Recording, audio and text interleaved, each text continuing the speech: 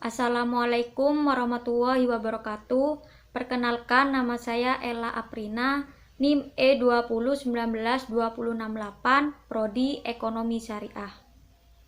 Tujuan saya membuat video ini untuk menanggapi video yang sudah diunggah oleh Bapak Wadud dengan materi konsep dasar pendapatan nasional.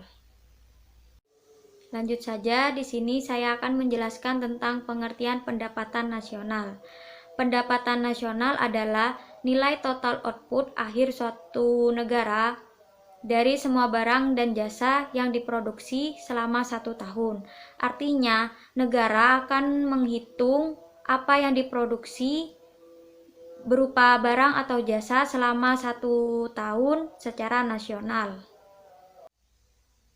Selanjutnya tentang konsep pendapatan nasional ada 6. 1. Produk domestik bruto atau GDP. Yang kedua, produk nasional bruto atau GNP. Yang ketiga, produk nasional neto atau NNP. Yang keempat, pendapatan nasional neto atau NNI. Yang kelima, pendapatan perseorangan atau PI. Yang keenam, pendapatan yang siap dibelanjakan.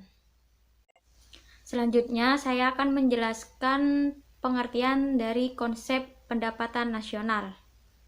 Yang pertama, produk domestik bruto atau GDP merupakan jumlah produk baik barang maupun jasa yang dihasilkan oleh unit-unit produksi di dalam batas wilayah suatu negara atau domestik selama 1 tahun. Yang kedua, produk nasional bruto atau GNP merupakan nilai produk baik barang maupun jasa yang dihasilkan oleh penduduk suatu negara selama 1 tahun, termasuk yang dihasilkan oleh warga negara termasuk di luar negeri. Yang ketiga, produk nasional neto atau NNP merupakan produk nasional kotor dikurangani penyusunan barang modal. Yang keempat, pendapatan nasional neto atau NNI merupakan pendapatan yang dihitung menurut jumlah balas jasa yang diterima oleh masyarakat sebagai pemilik faktor produksi.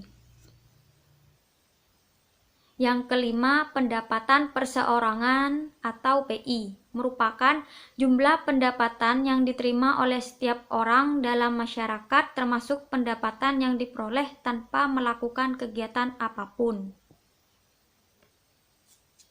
Dan yang keenam, pendapatan yang siap dibelanjakan. Pendapatan ini adalah pendapatan yang siap untuk dimanfaatkan guna membeli barang dan jasa konsumsi. Selebihnya menjadi tabungan dan disalurkan menjadi investasi.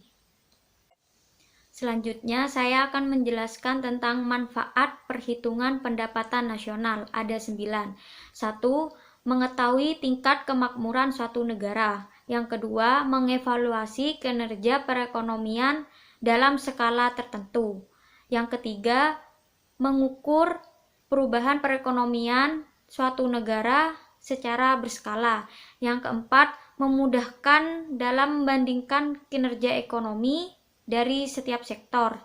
Yang kelima, sebagai indikator kualitas hidup masyarakat suatu negara.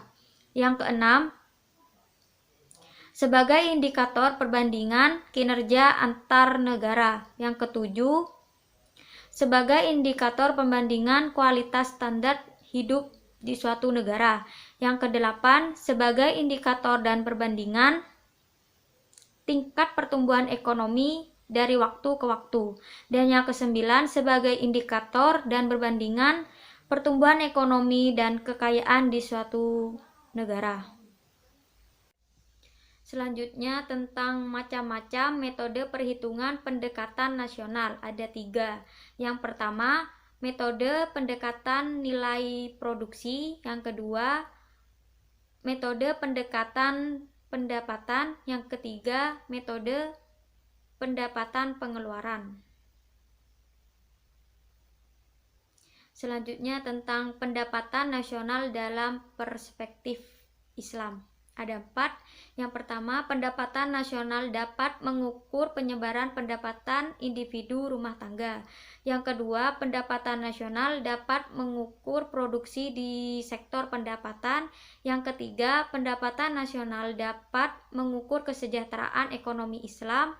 Dan yang keempat, perhitungan pendapatan nasional sebagai ukuran dari kesejahteraan sosial Islami melalui pendugaan nilai santunan antara saudara dan sedekah. Selanjutnya yang terakhir tentang sumber-sumber pendapatan nasional dalam ekonomi Islam ada 9, yaitu ghanimah, sedekah, infak, zakat, jizyah, kharaj, pajak tambang dan harta karun, dan yang terakhir wakaf. Itu saja yang dapat saya sampaikan. Mohon maaf jika ada kesalahan. Semoga bermanfaat. Wassalamualaikum warahmatullahi wabarakatuh.